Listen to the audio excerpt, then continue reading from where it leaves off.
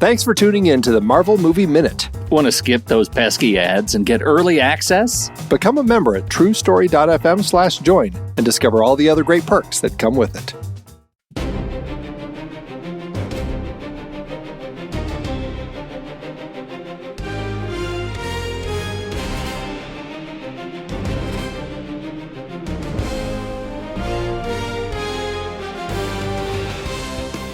Welcome back to the Marvel Movie Minute, a weekly podcast which we assemble to explore the films of the Marvel Cinematic Universe 5 minutes at a time.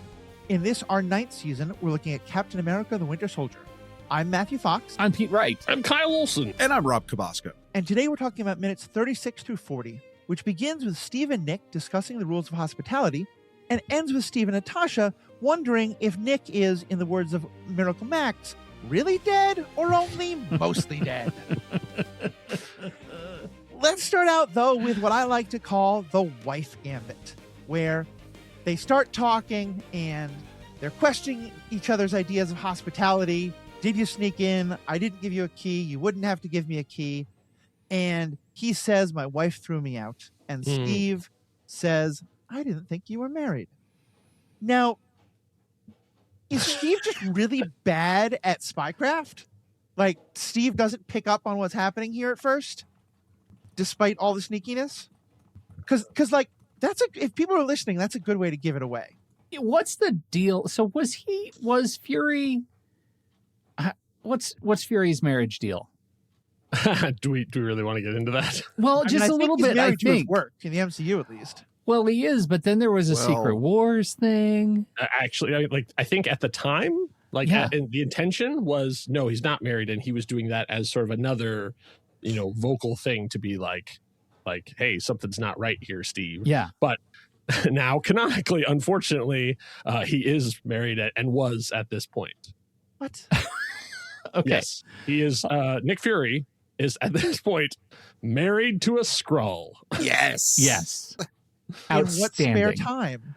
Yeah, he has her in a little Skrull shack somewhere out in a nondescript location.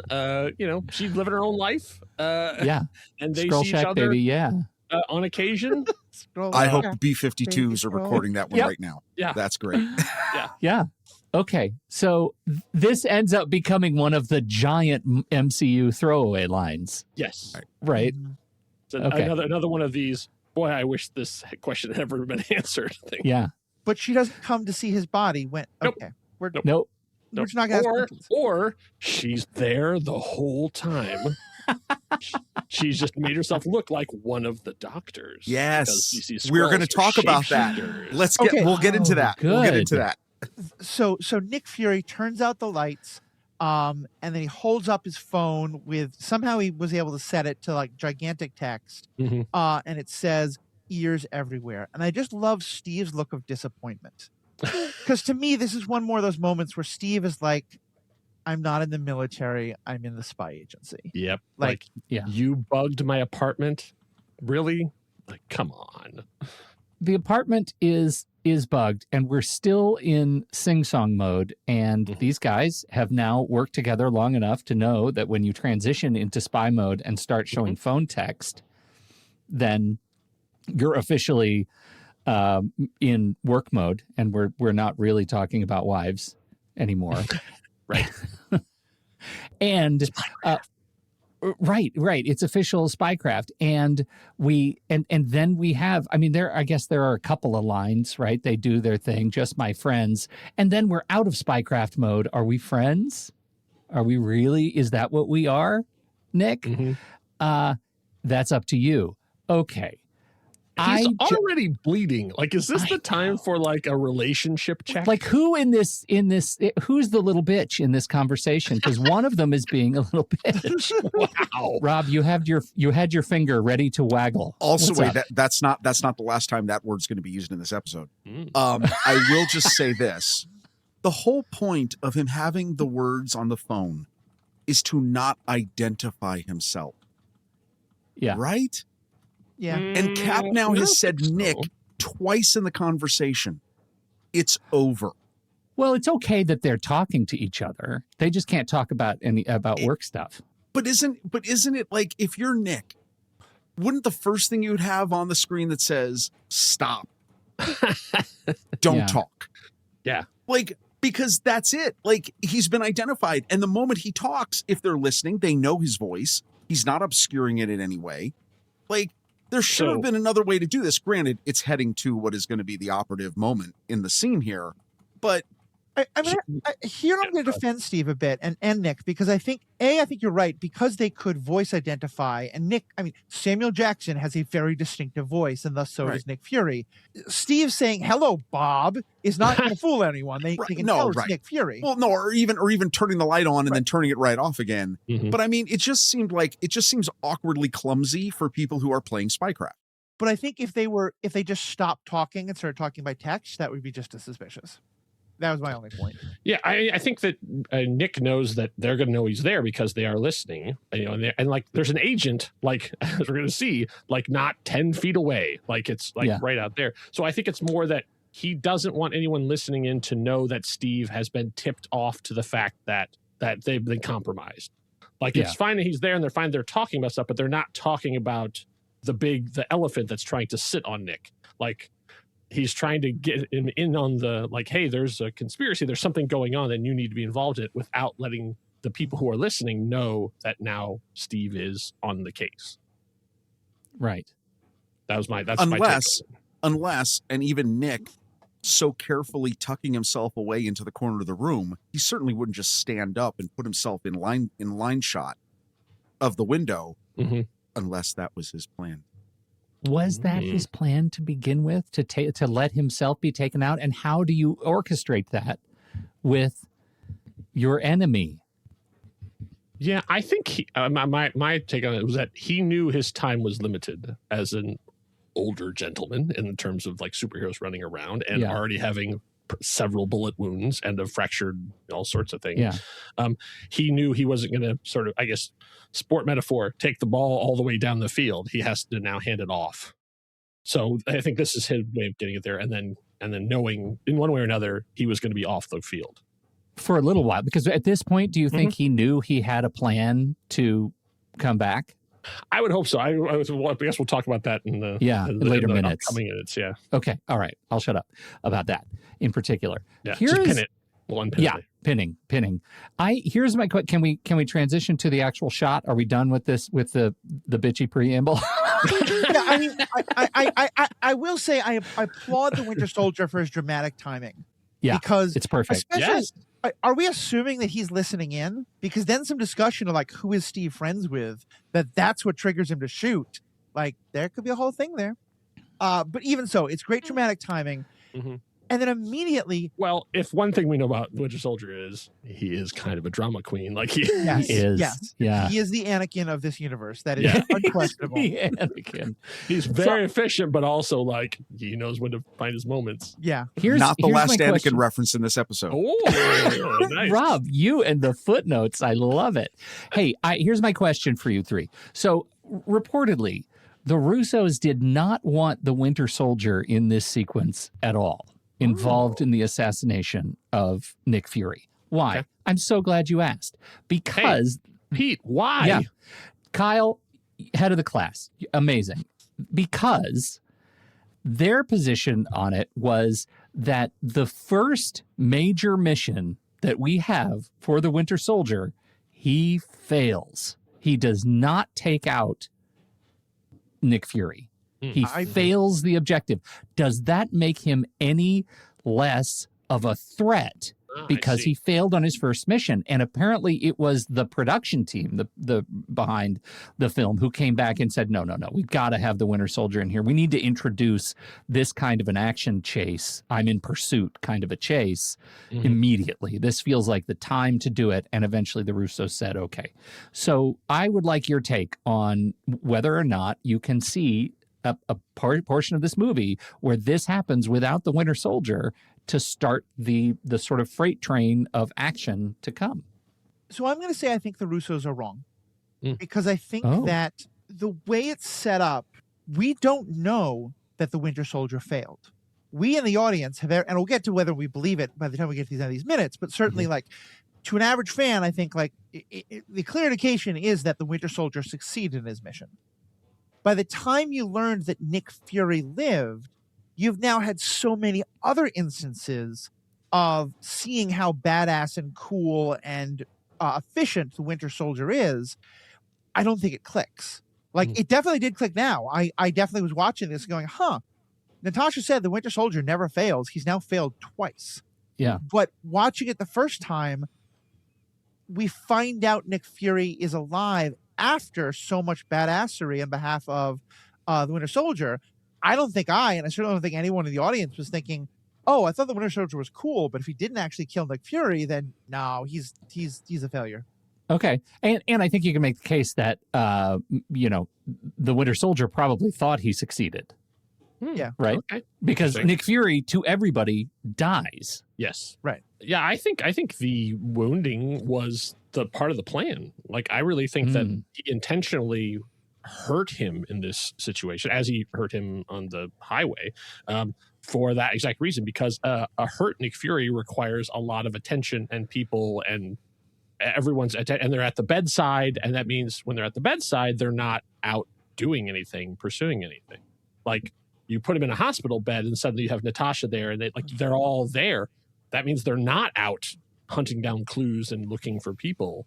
Interesting. If you kill him, then you've now put Captain America and the Black Widow on a path of vengeance, and there's nothing going to stand in their way. But a hurt Nick Fury, all resources sort of flock to him.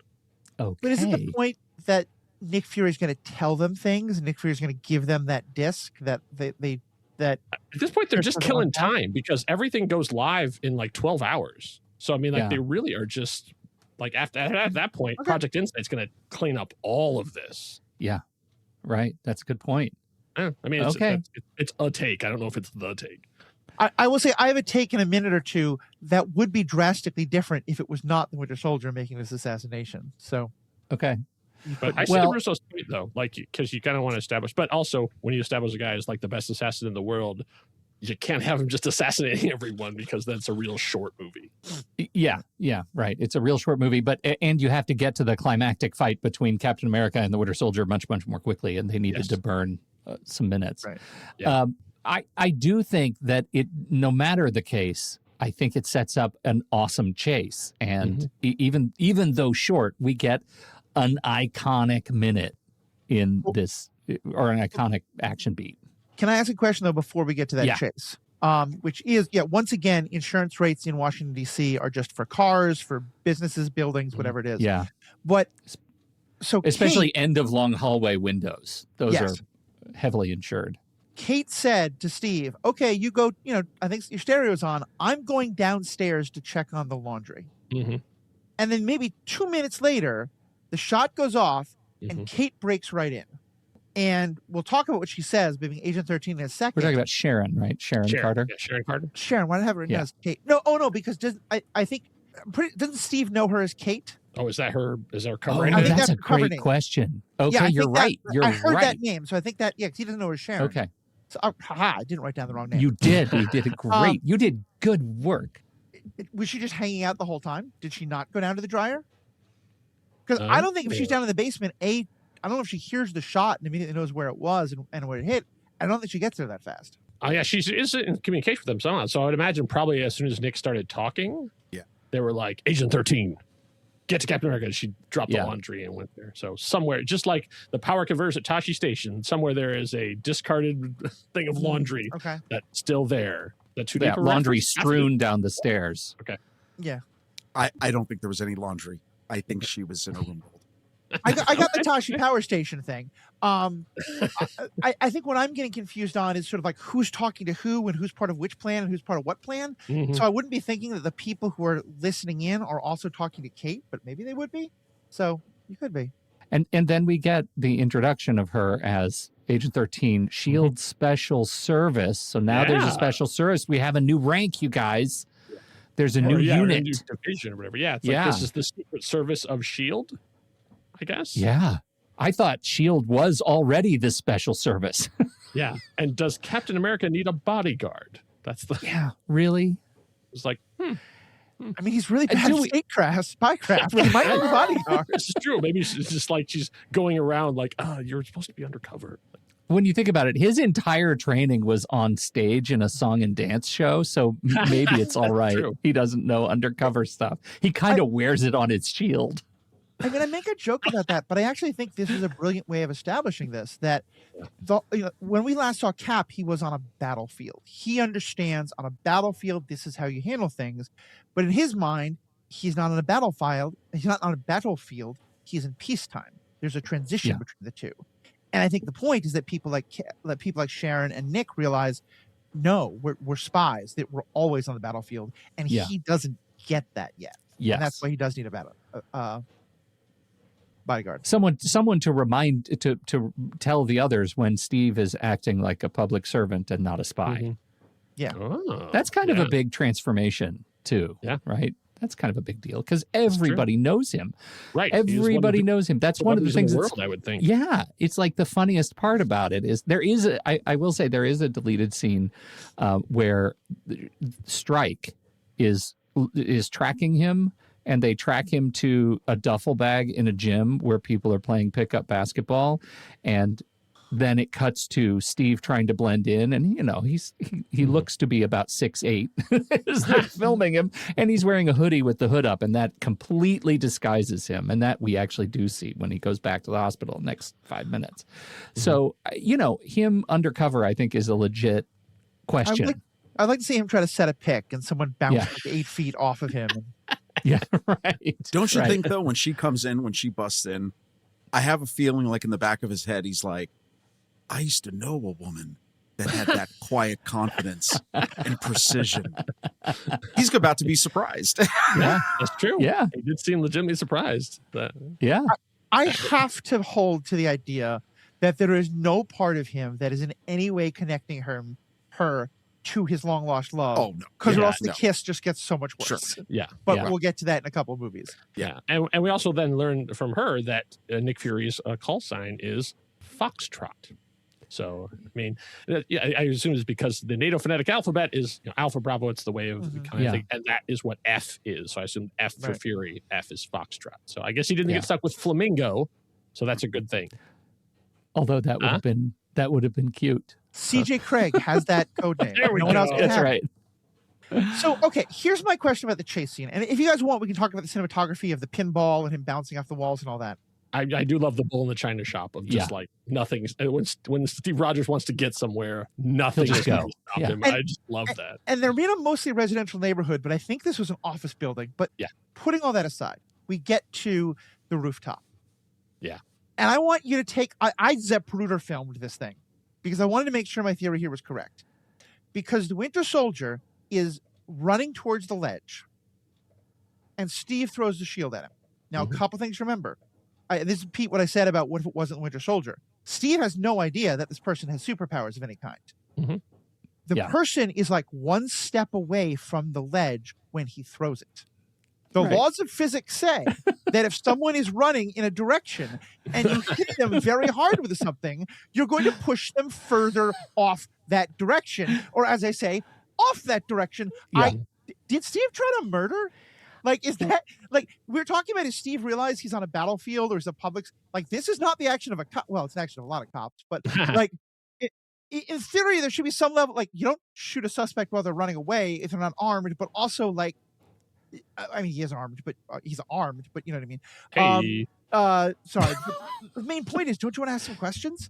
If you knock him off the roof and he falls 12 stories to his death, you're not asking him any questions. I don't think so. I think Steve saw Lemurian Star red. Like, how many people did Steve kill on the Lemurian Star in the beginning?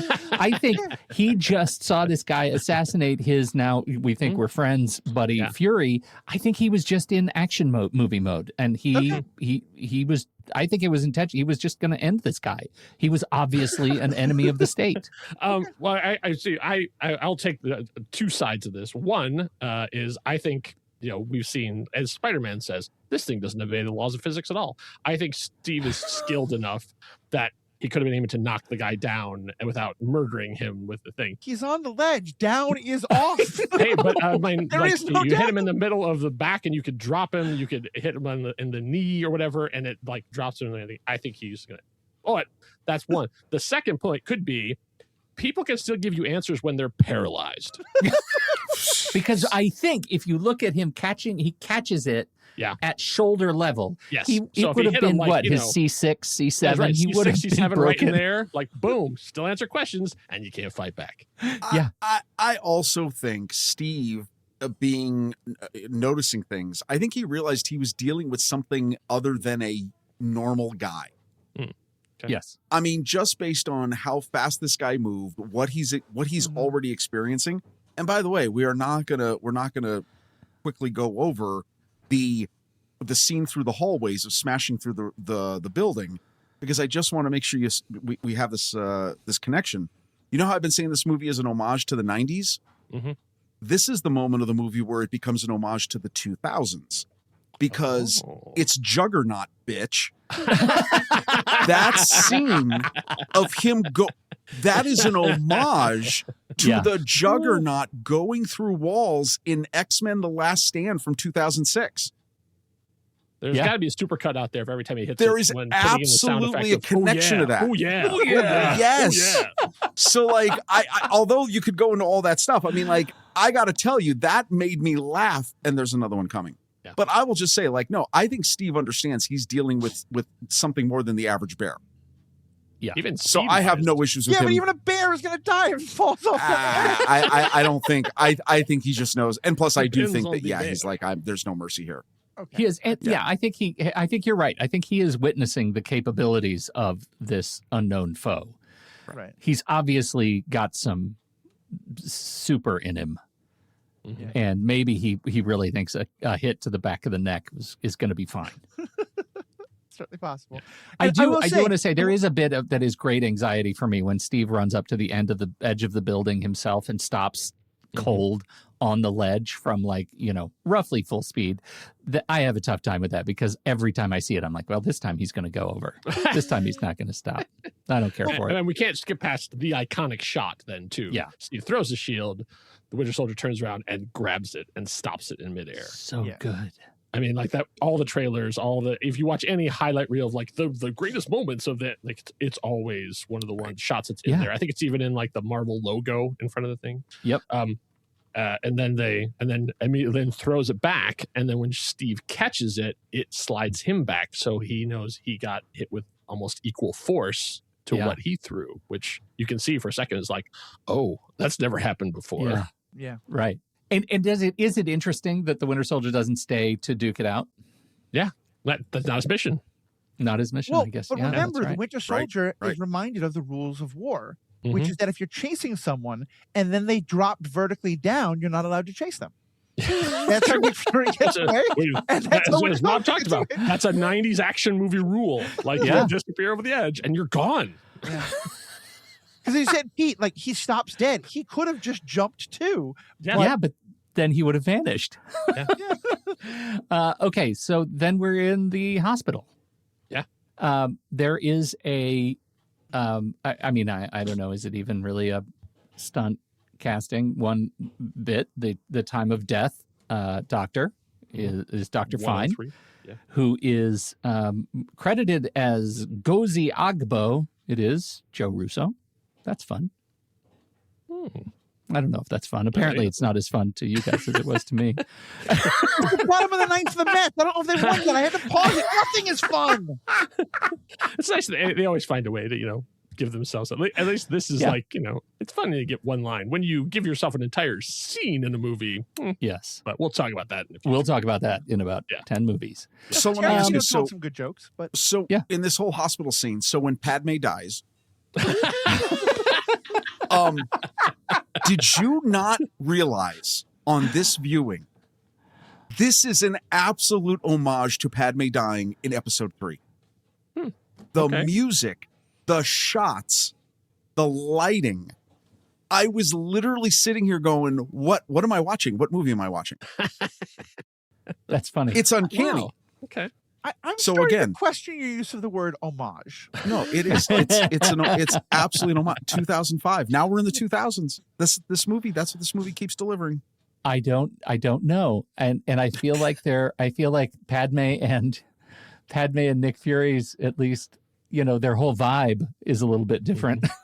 I mean, a little bit. But I do see one it. was I do pregnant. see it. I mean, I understand. Yeah, Yeah. I don't see a droid anywhere. I don't see there's also Nick There dies is- of a I- reasonable apparent- reason. He doesn't die of movie star disease.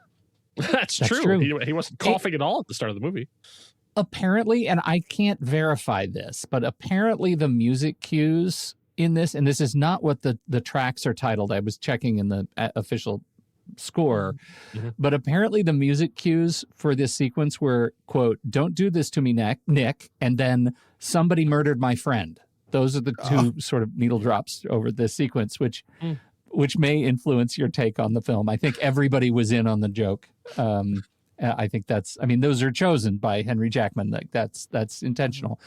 I couldn't sing them to you, but I know they were appropriate to the scene. I do love also the way, I mean, I know it's a stereotypical, like, we're losing him kind of moment, but the shot through the glass of like Steve and then Natasha steps in and it's like, oh, and now it's the two of them watching there. And you can see like her, and like, this is maybe the most emotional we've seen Natasha, other than like when she was about to be murdered by the Hulk, like she's like affected, and that's enough. And then Hill steps in, and that's always like, oh, so that was, oh man, like the three of them staying there together. It's like, yeah, that was like an incredible, like they could have just cut to the three of them standing there, but the 1, 2, 3, that really that got me. It hit really Well, you got to have Yoda, you got to have Obi-Wan.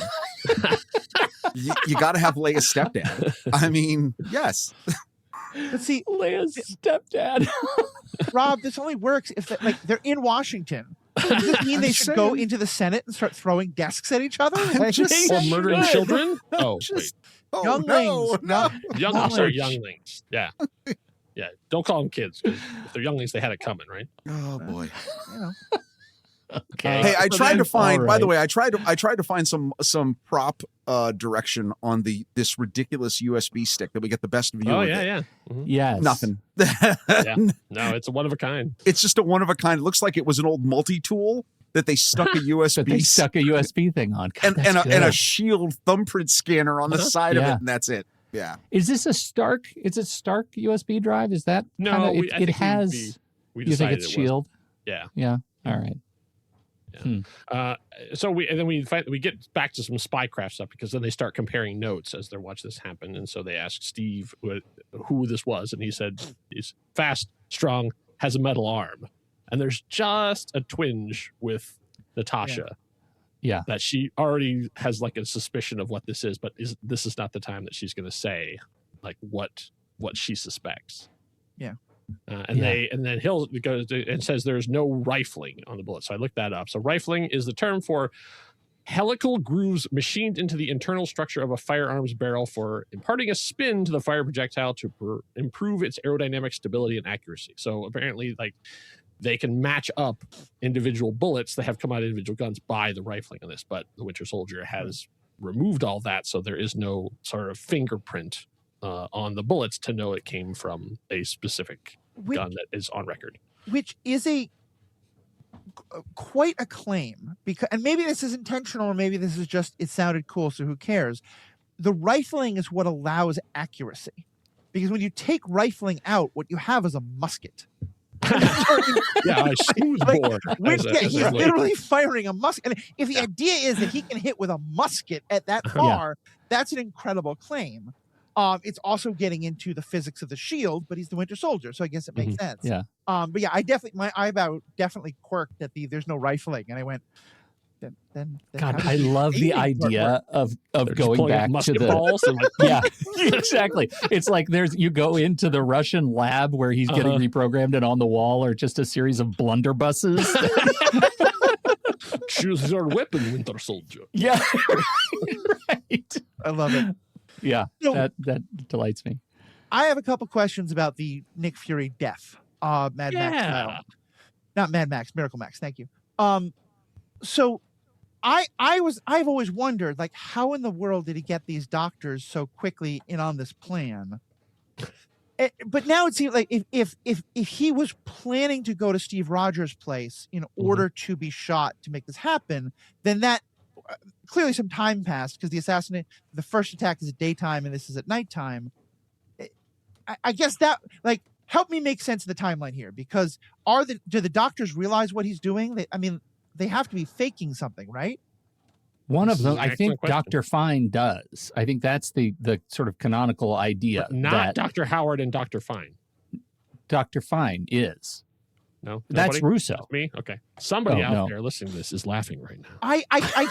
It's on They the are tip of my over- No tongue, Shemp. and No I- Shemp. Is that a Shemp joke? What joke are you trying to It make was a there? Three Stooges. I got you. joke. I got you. I got you. Okay. All Okay. right. All right. Just to further that tangent, Rob, because you appreciate these. Pete, bite me. The Wow. Paul and I were talking. Our I'll audience take will it. like this. Paul and I Yeah. were talking about baseball, and on a podcast we were going to talk about Star Wars, and I mentioned a star player for the Mets named Bo Bichette.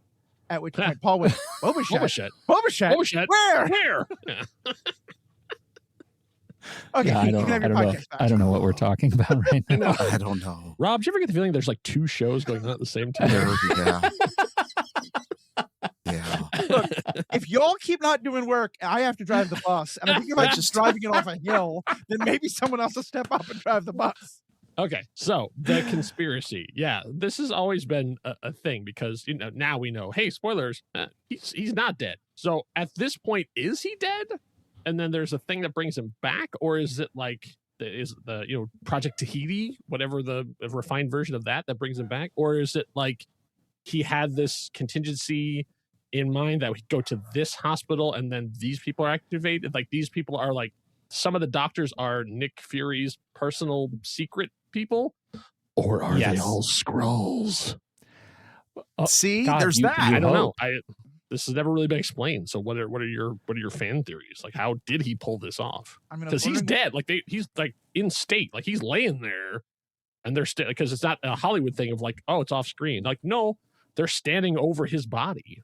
So my theory had always been, because one of the things that we've established at this point is that Nick doesn't trust anybody except maybe Steve Rogers. And so all the things you're talking about, Kyle, involve some level of trusting a doctor or trusting other medical professionals. And so I think in my head, it had always been like he takes some shield drug that mimics the effects of death or something. Right. But because it doesn't seem to make sense that he would have this conspiracy. Mr. Wright, you in the back row? Yeah. I thought you were doing Breakfast Club homage. So sorry. According to the Marvel Cinematic Universe wiki, and I present this verbatim because I need you to respond to it. Okay. I don't know that I can pinpoint exactly where this was yet, just because of fog. Dr. Fine and other colleagues performed emergency surgery on Nick Fury after he was shot by the Winter Soldier, but pronounced him dead. Dr. Fine was aware that Fury took Tetrodotoxin-B to slow his heart rate and traveled with him to his secret base to finish the surgery. Later, when Black Widow was also shot by the Winter Soldier, he treated her wound in the S.H.I.E.L.D. Dam facility. As Fury talked to Romanoff listing the injuries that the doctor treated, the doctor commented that Fury also had a collapsed lung. Yeah, I feel like I remember a deleted scene. Things where are he's coming in into the focus. base. So Yeah. yes, okay. So the doctor. Not only is it actually the director, but the doctor was in on it the whole time. And who developed the serum? Dr. Bruce Banner. Sure, he did. He's got plenty of time. Of course. It was while he was in Brazil. Like he was also doing a little side project. He was putting it into a soda factory he was Yeah. working in. And there was Yeah, there's a Yeah. soda factory in Brazil. Pingo Doce everywhere. Watching this Oh movie my for the God. first time, am I the only one who believed that Fury was dead? No, I actually really did believe he was dead. I think I was really mad. I think I did too. I believed he was dead because I thought that's just something they would do. And then I got Yes. really mad and I thought they've just screwed up the entire future. And now I take it back. I'm okay. I've managed But to in the theater, regain you my were chill. angry. You're like, In my theater, I was angry. Russos! I was so mad. Yeah. Rob, you seem to be shaking your head. You believed that. Oh he was no, alive I'm the just whole time. laughing. I'm enjoying it. Oh, We're good. you're just along for the ride. Just along for the ride. But yeah, so all three of these, I think. So at this point, are we under the assumption that all three of them believe that Nick is dead? Because we're going to find out that one of them is involved later on in like this conspiracy thing. But did they all three, or is Hill already like in on the? Well, that was the other thing I was wondering, because I was thinking a lot about Natasha and Hill and the various roles they play in regard to Nick, and like, because Natasha has obviously worked very much directly with him this whole time and has a lot of personal loyalty towards him, and that's obviously who Steve kind of picks as the person who's most loyal. But Hill is the one who has actually been most directly with Nick Fury. And you'd think that Nick would be like, well, if there's anyone I can trust isn't actually part of whatever this terrible thing is. He doesn't yet know it's Hydra, but that it's not Hill. Right. But yeah, so there's a part of me that wonders, like, is there a plot reason why Steve goes on these adventures with Natasha and not Hill? That's not the fact that Scarlett Johansson is a much more popular actress at this point than Colby Summers is. I think, because Black Widow's a superhero and Maria Hill is an agent. I mean, because it's once again, there's this like weird gray areas of powers that we can get into it. Another thing too of like Winter Soldier has like quote unquote powers. Like he has power. He has been augmented besides the arm, like with other stuff. Right. And we know from her Red Room training, Natasha also has stuff, but they've never really said what that means. Like, how is she like superhuman, or is she just highly talented? We don't really know, but we know that Hill is just like in good physical shape. Like she's just more than any one of her, age or whatever would be. So and you're going on, you kind of want to bring a quarterback along if you're going to. Yeah, and Hill at this point is more. I mean, she does a lot of the admin work with Nick as well. Yes. So yeah, okay, that makes sense. That tracks. I still would not want to face off against her either, because I mean, like even like a low level shield agent is still like way more than what I would be capable of. I'm good. I'm glad Danny we're actually could take me out in a second. It's a Danny Pooty factor. Is that the bar? The bar is Danny Pooty and above. I think so. We're sunk. Yeah. I'm not even like as capable a guy in the chair as Danny Pooty is. Right. Exactly. Right. Yeah. All right. If you live in the chair, you get good in the chair. You may sit in the chair, but I use a wheelchair for any of the audience who don't too understand far. what the hell I'm talking about. All right, land the plane, Pete. Land the plane. Yeah, Come on, what did we? take us I mean, home. did we cover it? Did we cover this? I think Rest in peace, Nick let's Fury. put a fork in Nicholas it. J. Fury. We hardly knew ye, and now we get to move on to see what happens when the sidekicks get upset. That's right. And that's what we're going to do. Fury. Hell have no fury. Okay. And thank you everybody for hanging out with us during. I don't know what kind of a bus ride this was that we took together. I think some things are far smoother than Nick's commute. So yes, that it was. We're glad to still be doing this show and get into the real meat of Captain America: The Winter Soldier. Don't forget, if you head over to MarvelMovieMinute.com, you can see what it takes to become a supporting member. We sure would love your support to keep the train on the tracks. And that's, it's easy to do. You can join us for live streams. You can hang out with us. You can join us in the Discord and chat with us. And just know you're helping the show continue to thrive as we march forward in the MCU. Thank you, everybody, for your time and attention. On behalf of Rob Kabasco and Kyle Olsen and Matthew Fox, who has their hand up, and now I have to stop my runway. Was there another pitch we have to tell us about? What is happening? I just want to tell people, because we are clearly very Star Wars minded at the moment with the many tangents we had. Oh, yeah. Next week is starting Maul, Shadow Lord, a new animated show about one of the greatest villains / sympathetic heroes / romantic partners of Obi-Wan, entirely in his mind and on the world of fan fiction. All these things are happening. This is going to be a great show happening on Disney Plus, and we're getting episode by episode coverage of it on the Star Wars Generations podcast. Pete Wright is going to appear on an episode soon. He doesn't know it yet, but he has volunteered. I'll actually ask Kyle and Rob if they're going to be on, but certainly it's going to be a great time. We're going to be covering it, myself and Aaron. Anyone else who wants to come by, Maul, Shadow Lord, Star Wars Generations podcast.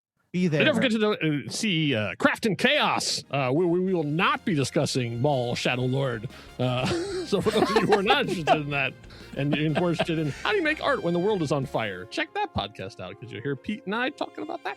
You could have me on as a guest. I could tell you how you make art about Maul Shadow Lord. Okay. All right. Everybody stop. I'm taking you out of this call. Everybody stop. All right. Thank you again, everybody. MarvelMovieMinute.com. All the other things are coming. And we love you very much. And call your mothers. Enough said. Bye.